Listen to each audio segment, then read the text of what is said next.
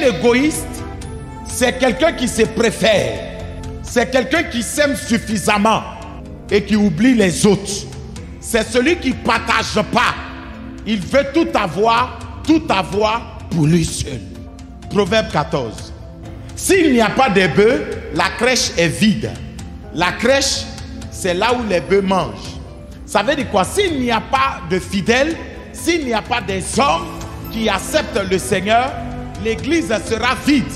L'église est un organe vivant qui doit grandir, qui doit évoluer, qui doit se reproduire. Mais il dit quoi? Si il n'y a pas de fidèles, l'église est vide. Il dit c'est à la vigueur des bœufs qu'on doit l'abondance des revenus. Le tout n'est pas d'avoir des bœufs. Avoir des bœufs c'est bon, mais il faut des bœufs vigoureux, forts, puissants, des bœufs en bonne santé. Donc si nous avons des bœufs en bonne santé, automatiquement ça va générer des revenus très abondants. Jésus dit quoi? Il est le bon berger. Le berger, c'est celui qui conduit le troupeau. Et nous sommes les brebis. Nous sommes le troupeau du Seigneur. Maintenant, je veux nous poser la question. Qui se multiplie? Entre le troupeau et le berger, qui se multiplie? C'est le troupeau qui se multiplie. Quand on a les brebis, ce sont les brebis qui se multiplient. Donc, lorsque nous parlons de la croissance numérique d'une église, la multiplication dans une église, la responsabilité incombe à chaque fidèle. C'est les fidèles qui se multiplient. Pose la question à ton voisin le plus proche. Ça fait combien d'années tu t'es converti? Maintenant, la seconde question. Depuis que tu es converti, tu as gagné combien d'âmes au Seigneur? Tu t'es multiplié combien de fois? C'est pourquoi je vais vous dire une chose. Quand Jésus regarde l'église, Jésus a honte. On est devenu égoïste. On est devenu méchant. Alors que lorsque nous regardons l'église au départ, l'église primitive, comment l'église a évolué, ceux qui se convertissaient, ils partageaient cette bonne nouvelle avec leur entourage. Est-ce que vous savez que cette stratégie, depuis longtemps, est utilisée par les satanistes pour avoir des adeptes? Beaucoup viennent à l'église, beaucoup sont dans l'église, mais beaucoup n'ont pas encore compris cette nécessité de gagner les nations à Dieu. Si j'ai parlé à ma famille que je n'ai eu personne, je vais au niveau de mes amis. Au moins une âme, gagner au moins une âme au Seigneur. Ce qui fait la joie du Seigneur, ce n'est pas seulement le fait que tu sois assis ici, sapé, parfumé. C'est une bonne chose. Mais ce qui réjouira plus le cœur de celui-là que tu appelles Seigneur, c'est quand tu apprendras à te multiplier. Plus tu fais les choses du Seigneur, le Seigneur arrangera les choses dans ta vie. Parce que la Bible dit que quand il y a une âme qui est convertie, il y a de la joie au ciel. Donc regarde, la joie que tu permets au ciel d'avoir, Dieu ne t'oubliera pas. Mais je vais vous dire que l'Éternel a un grand besoin.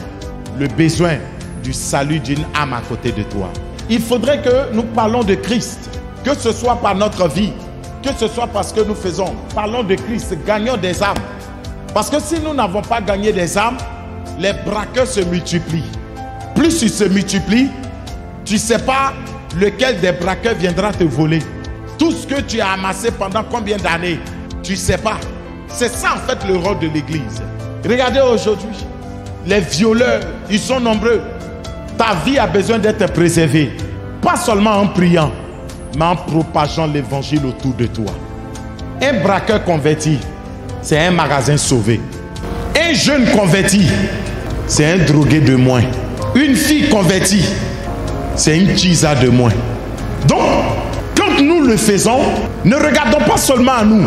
Sortons un peu de notre zone de confort et apportons cette joie-là à quelqu'un.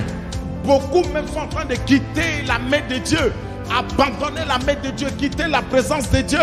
Nous avons un travail à faire. Il ne doit pas avoir de repos. Il ne doit plus avoir de répit pour nous. Frère, arrêtons de penser à nous seuls, mais pensons aux âmes qui sont en train de mourir, parce que le cœur de l'Éternel sait. Tu es sauvé, c'est une bonne chose, gloire à Dieu, mais ce n'est pas terminé. Aide quelqu'un à côté de toi.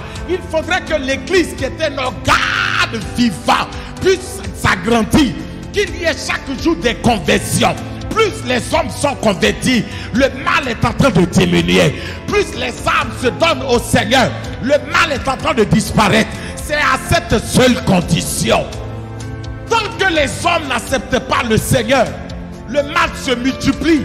Les hommes deviennent de plus en plus irréligieux, méchants, hautains, blasphémateurs.